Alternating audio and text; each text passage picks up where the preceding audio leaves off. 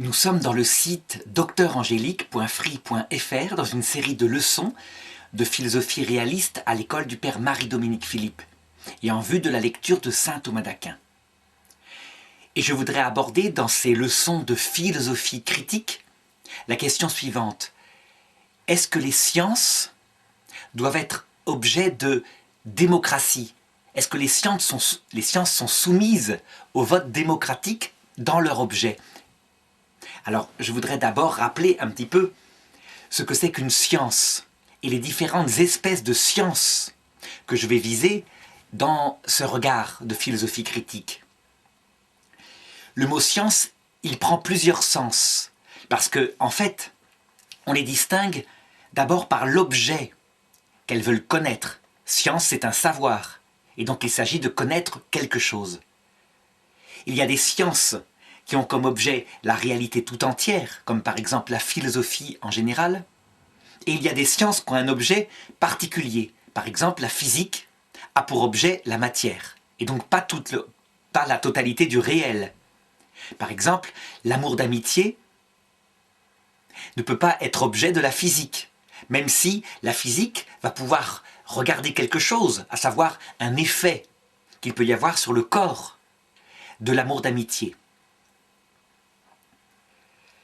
D'autre part, les sciences regardent une réalité, ce qu'on appelle un objet matériel, avec un certain regard particulier. Par exemple, si je regarde l'amour d'amitié justement, en tant qu'il est une activité morale, eh bien, la science que je vais découvrir, c'est la philosophie morale. Et si je regarde l'amour d'amitié en tant que, étant passionné, il provoque des réactions dans le cerveau, eh bien la science qui sera en jeu sera la neurologie, par exemple, qui est une partie de la biologie. Donc on voit, la même réalité matérielle peut être abordée de différentes manières.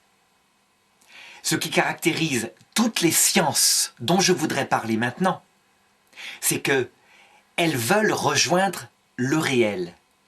Donc je ne veux parler ici que des sciences de la réalité. Je voudrais donc exclure de cela tout le domaine des idéologies, où c'est plutôt une pensée qui se fait la mesure de la réalité. Mais aussi le domaine de la théologie, où là, c'est une révélation venant d'en haut, qui est peut-être vraie, qui est peut-être fausse, mais en tout cas qui n'est pas démontrable. Si la théologie est un savoir, c'est un savoir qui, pour le philosophe, est de l'ordre de l'opinion. Et donc je voudrais restreindre ce regard à la question de toutes les sciences réalistes, celles qui ont pour objet d'observer la réalité. Est-ce qu'on peut dire que leur domaine propre, la recherche de leur objet, est quelque chose qui doit être objet de démocratie? Alors, rapidement, l'épistémologie actuelle distinguera, je dirais en gros, 3 domaines de la science. Il y a les sciences positives, celles dont l'objet se réalise toujours de la même façon et est reproductible. C'est le domaine de la physique, de la chimie, peut-être en partie de la biologie. Par exemple, cette télécommande, si je la lâche maintenant, à 100% et sans exception, elle va tomber. C'est donc une science positive d'un phénomène qui se produit à 100% de la même façon et qui peut être renouvelé. Dans la réalité, il y a des phénomènes qui ne se produisent pas à 100% de la même façon, mais qui se produisent, disons, à 80%. Ce ne sont donc pas les sciences des phénomènes universels, mais des sciences plutôt des phénomènes généraux. Eh bien, les sciences qui s'occupent de ces phénomènes, qui se passent en général de cette façon, s'appellent les sciences molles, ou les sciences humaines en particulier, comme la psychologie, la sociologie. Par exemple, si je dis que toutes les femmes sont attentives aux enfants, eh bien je me trompe. J'établis une vérité que je crois être de science dure, à savoir 100% des femmes sont attentives aux enfants, alors que dans la réalité, c'est vrai dans la majorité des cas, la majorité des femmes sont attentives aux enfants, mais ce n'est certainement pas vrai à 100%. On voit certaines femmes qui abandonnent leurs enfants. Eh bien justement, ce domaine-là, qui est une vérité d'ordre psychologique, fait partie d'une science molle, d'une science humaine. Et la vérité sera de dire que la plupart des femmes sont attentives aux enfants. Il y a enfin dans la réalité certains phénomènes qui se produisent de manière unique et non reproductible. Par exemple, un choix libre d'une personne.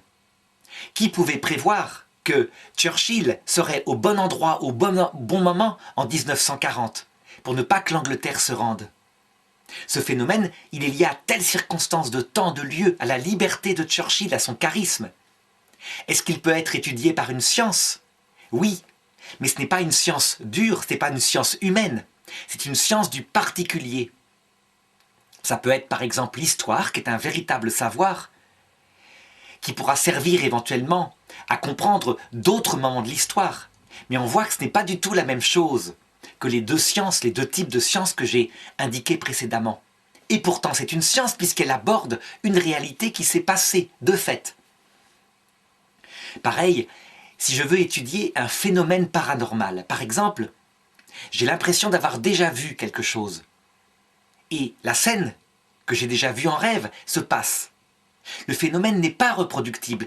Tout le monde dit l'avoir expérimenté. Seulement, il arrive comme cela. Est-ce qu'il est objet d'une science dure? Non, puisqu'il n'est pas reproductible. Est-ce qu'il est objet d'une science humaine? Non, parce qu'il ne se produit pas à 80%. Faire des sondages là-dessus, c'est très compliqué. Mais il est tout de même objet d'un savoir. Et ce savoir, qui regarde les choses jusque dans leur réalisation particulière, c'est ce qu'on appelle la philosophie. La philosophie, finalement, c'est le grand chapeau qui recouvre tous les savoirs réalistes, ceux qui atteignent, ceux qui veulent atteindre la réalité par n'importe quelle méthode, excepté évidemment la révélation venant d'en haut. Ça doit être une méthode qui est naturelle à l'intelligence humaine. Donc la philosophie, elle est capable d'atteindre les phénomènes universels, les phénomènes généraux, les phénomènes particuliers, et elle se développe de façon différente selon la réalité qu'elle observe. Alors ceci étant posé, toutes ces sciences ont en commun donc d'avoir comme maître le réel. Et donc, la question de philosophie critique que je pose, c'est est-ce que ces sciences, dans leur objet, c'est-à-dire l'accès à la vérité, à la réalité, puisque la vérité n'est rien d'autre que la conformité de cette pensée, cette connaissance à la réalité qui est observée, est-ce qu'elles doivent être objet de démocratie, de vote? Est-ce que, par exemple, le fait que la majorité des gens pensent que telle chose est vraie, doit déterminer l'objet des sciences? Alors si j'en parle, c'est parce que je dirais que, en ces temps occidentaux, où la démocratie semble vouloir intervenir partout, eh bien dans les années 2010, on a vu apparaître, de fait, dans le domaine des sciences dures, je dirais, cette question. La polémique en particulier, elle a démarré par rapport à la question du réchauffement climatique. Il y a eu un organisme international, appelé le GIEC, le groupement intergouvernemental, centré sur la question de l'évolution du climat, qui avait coopté, je dirais, entre experts, les meilleurs scientifiques de l'époque, en ce qui concerne plusieurs matières qui ont un rapport avec le changement du climat. Et cette réunion d'experts, à un moment donné, observant la réalité, évidemment, c'était tout de même une recherche scientifique, votait pour définir quel devait être le rapport final qui était fourni aux politiques. On en arrivait donc à quelque chose qui était formulé comme cela: la grande majorité des experts pensent que telle chose va se produire. Les journalistes, évidemment, qui simplifiaient pour le grand public, s'emparaient des conclusions et disaient « Dans 40 ans, 50 ans, la banquise aura entièrement fondu. »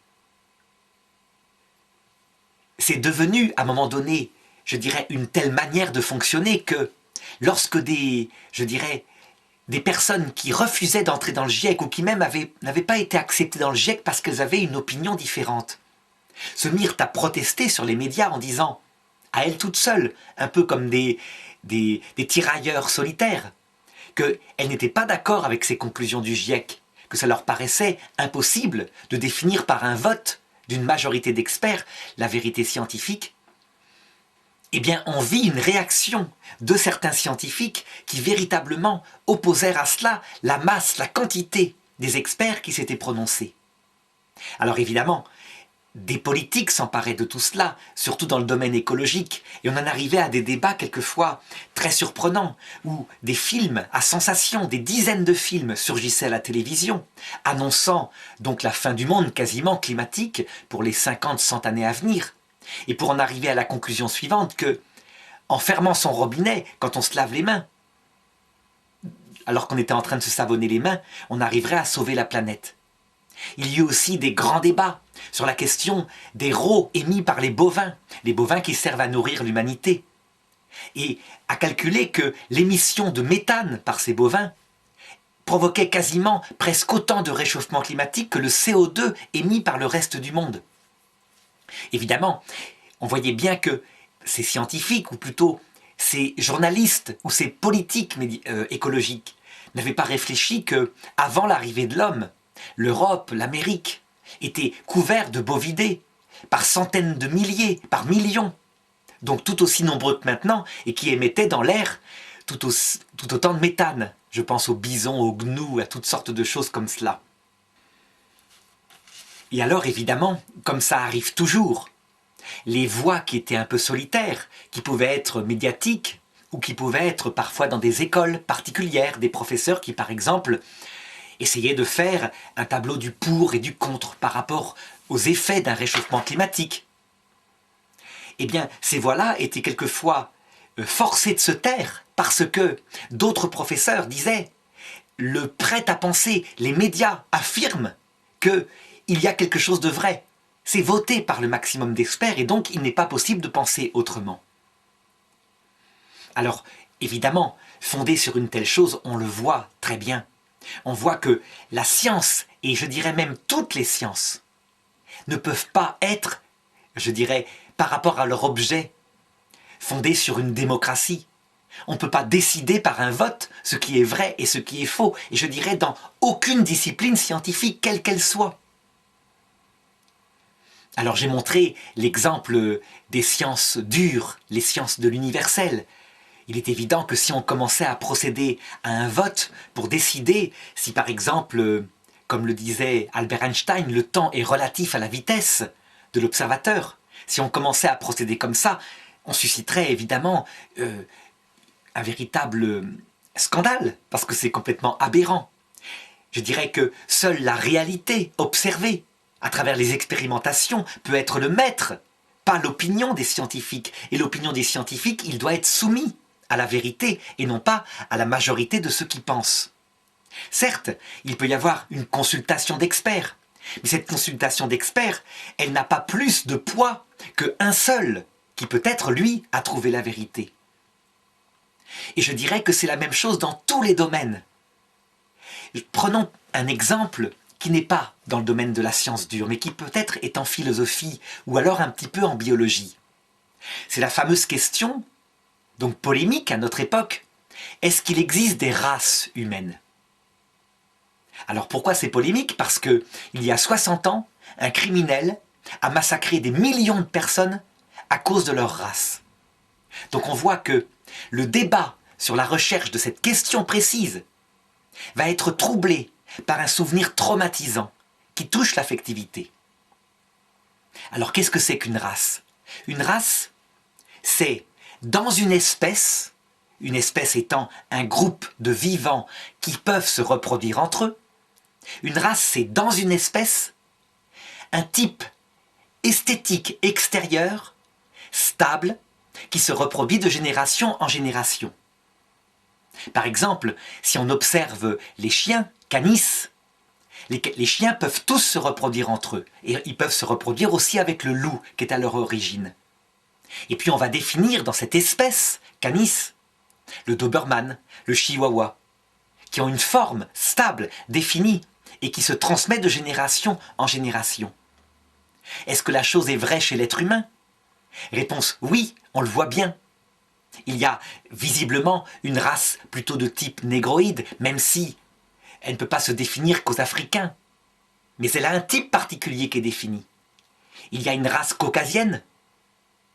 Et puis il y a une race asiatique, sans compter des races plus particulières, plus restreintes, qu'on voit un petit peu partout. Si bien qu'en observant les choses, on se rend compte que les races sont visiblement appelées de plus en plus à se mélanger. Que le Brésil, qui est déjà un mélange de plusieurs races venant du monde entier, donne finalement, au bout du compte, au bout de quelques siècles, quelque chose qui va être de plus en plus unifié. Cependant, si on parle d'un statut extérieur visible, il est évident qu'il y a des caractères différents chez les négroïdes, chez les caucasiens, chez les asiatiques. Alors, certains disent, mais ce n'est pas une notion biologique. Parce que, effectivement, ça ne porte que sur des caractères esthétiques qui correspondent à très très peu de gènes. C'est par exemple une question de quantité de mélanine, etc., des formes de visage qui se transmettent, les yeux bridés, des choses comme cela. Donc, si ce n'est pas une notion génétique, il n'empêche que c'est une notion réelle, esthétique, extérieure. Et donc les races existent. Alors évidemment, quand on sort de ce domaine factuel, qui est de l'ordre de la recherche de la vérité, pour se pencher sur autre chose, sur une question de type moral pour le coup, ou politique, à savoir, est-ce que dans les races humaines, il y en a qui sont inférieures à d'autres? Là, c'est tout autre chose.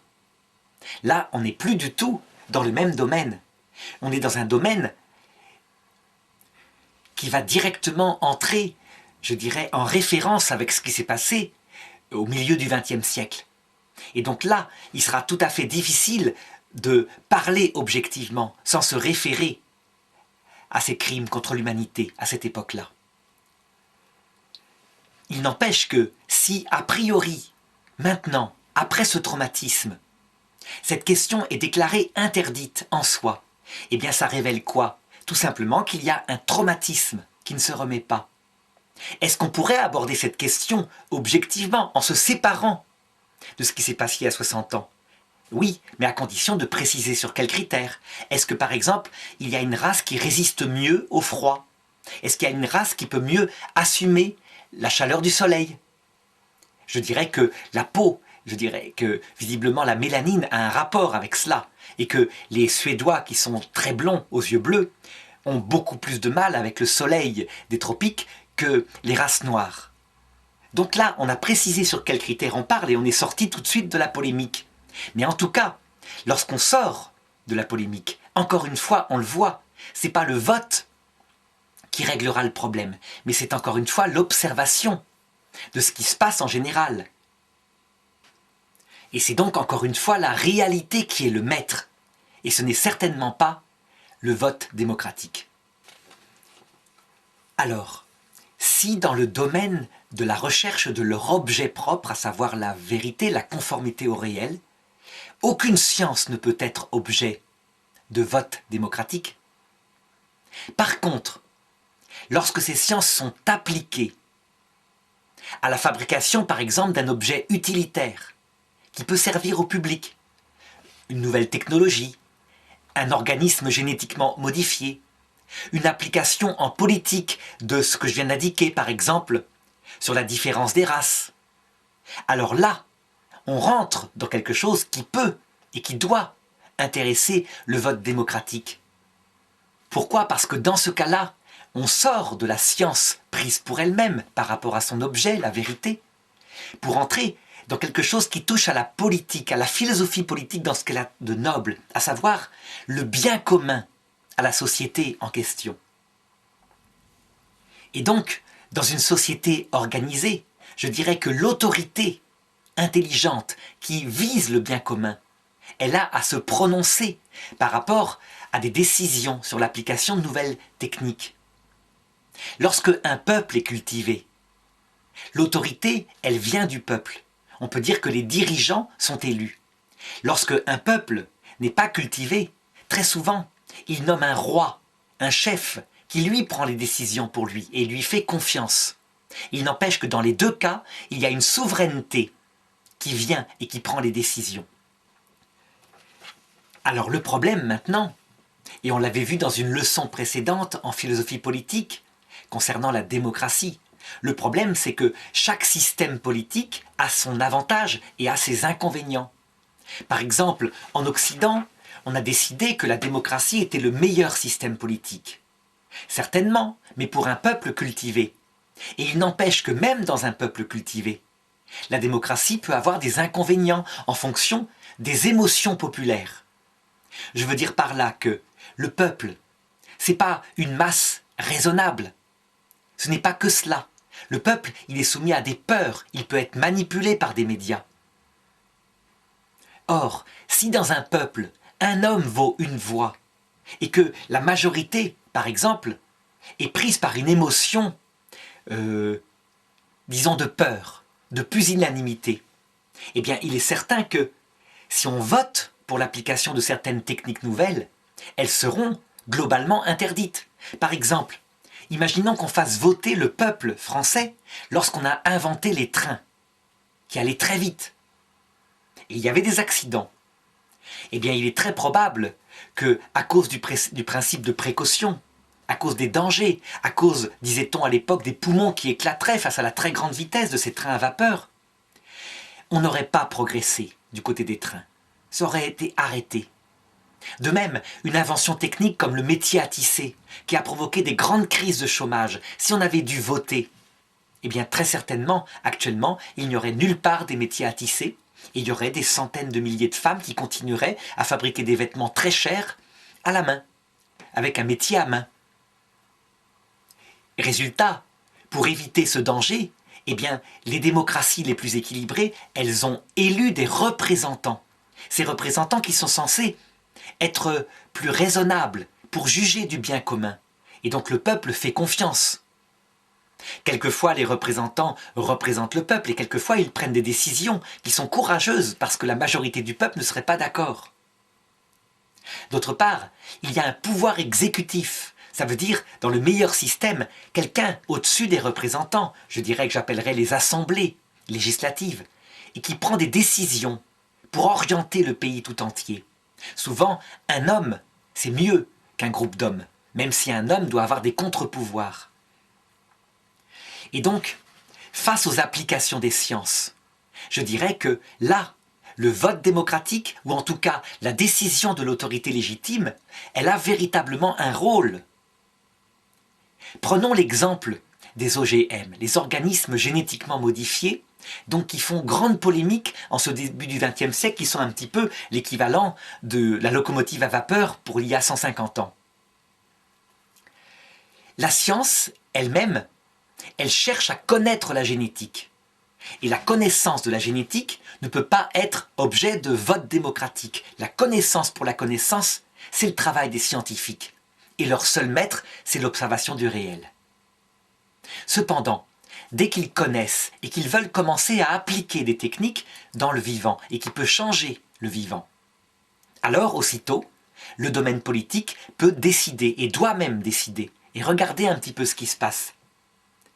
Les OGM, les organismes génétiquement modifiés, ils ne sont pas anodins, on le devine bien en philosophie.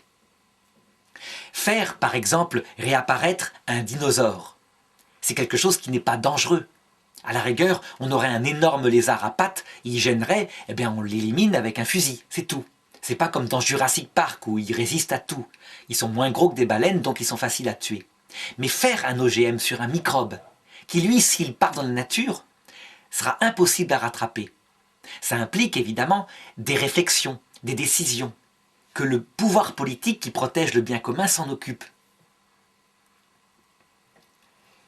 Seulement, si on regarde des vieux pays, comme par exemple la France, qui sont très très peureux, qui ont mis dans leur constitution le principe de précaution, et si on fait voter sur les OGM alors que des associations politiques, écologistes, multiplient des expériences quelquefois falsifiées, comme celle qui est sortie en octobre 2012 sur des rats à qui on avait fait manger du maïs OGM et qui développaient des cancers monstrueux. Mais évidemment, cette étude était payée par un parti écologique, et en plus, on avait pris des rats, évidemment, faits pour développer naturellement des cancers, avec des biais d'expérience complètement falsifiés, etc. Eh bien, on faisait voter démocratiquement le peuple, il est évident qu'on mettrait un terme définitif à tous les OGM, sans exception. Alors que, en réalité, lorsqu'on regarde les choses, on s'aperçoit qu'il peut y avoir des découvertes extraordinaires. Imaginons, je ne sais pas, un maïs qui ait besoin de 80% d'eau en moins pour grandir. Un riz qui produit sa propre vitamine B et qui serve aux pauvres des pays asiatiques à ne pas avoir des problèmes oculaires dans leur enfance. Et bien malgré tout, même si ces OGM que je viens de citer ne paraissent pas dangereux mais paraissent plutôt prometteurs, il n'empêche que ce sera aux politiques de dire « d'accord, faites de la recherche, mais on ne lâche rien dans la nature avant d'avoir testé suffisamment longtemps l'innocuité de ces OGM en question, le fait qu'ils ne présentent pas de danger. » Alors voilà, et pour conclure, eh bien je dirais ceci. On a donc bien vu que la science dans son objet n'est certainement pas objet de démocratie. La science est indépendante avec son objet qui est la réalité. Mais que l'homme, dans sa vie politique, c'est lui qui décide. Dans la réalité, évidemment, les deux domaines sont mêlés. Et donc il est très difficile de faire toujours la distinction comme je viens de le faire. Il faut donc toujours être lucide de cette interpénétration des deux domaines. Et donc savoir que dans une vie de chercheur de vérité, le politiquement correct sur les sujets de l'époque qui se révèlent chauds interviendra. Par exemple, faire un débat maintenant en 2012 sur l'existence des races, eh bien c'est quelque chose de très différent que de le faire en 1940. De même, actuellement, en 2012, faire une recherche philosophique sur les conséquences, peut-être désastreuses, de l'avortement, sur la santé psychique des femmes qui l'ont pratiqué, c'est quelque chose qui est quasiment impossible. Pourquoi? Parce que dans ce domaine-là, qui sont les domaines de l'époque, les domaines qui sont chauds, eh bien, avoir une opinion, ou plutôt manifester une vérité qui déplaît, entre sur le politiquement correct. En 2012, le domaine le plus chaud, entre guillemets, le plus difficile, c'est carrément d'arriver à dire, à affirmer courageusement face aux médias que les enfants petits ont besoin, surtout quand ils sont adoptés, des meilleures conditions qui sont donc un père et une mère unis par un amour et qui les élèvent. Pourquoi? Parce que dans une recherche d'ordre politique et non pas d'ordre scientifique, on ne s'occupe pas de la psychologie de l'enfant là, c'est autre chose.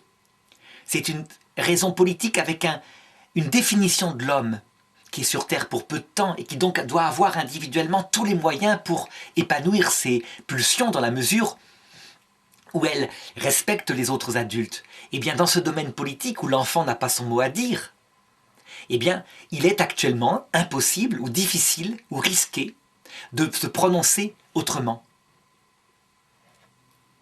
Celui qui dit cela, qui affirme que l'enfant a besoin d'un père et d'une mère, c'est peut-être une réalité idéale au plan psychologique quand même. On ne peut pas dire qu'un enfant élevé par sa maman toute seule, c'est l'idéal. Bon, eh bien, je dirais qu'en l'affirmant, il sera très vite et très facilement catégorié. C'est-à-dire, par exemple, déclaré homophobe. Et dans ce cas-là, évidemment, le débat est arrêté. Le débat est sorti de son domaine de recherche de la vérité pour passer à un pur débat où on veut par passer une thèse politique sur la définition de l'homme, etc. Il faut donc le savoir, et donc savoir que le chercheur de vérité, qui a le courage de dire la vérité, est souvent quelqu'un qui doit s'attendre, je dirais, à une marginalisation médiatique, pour le moins.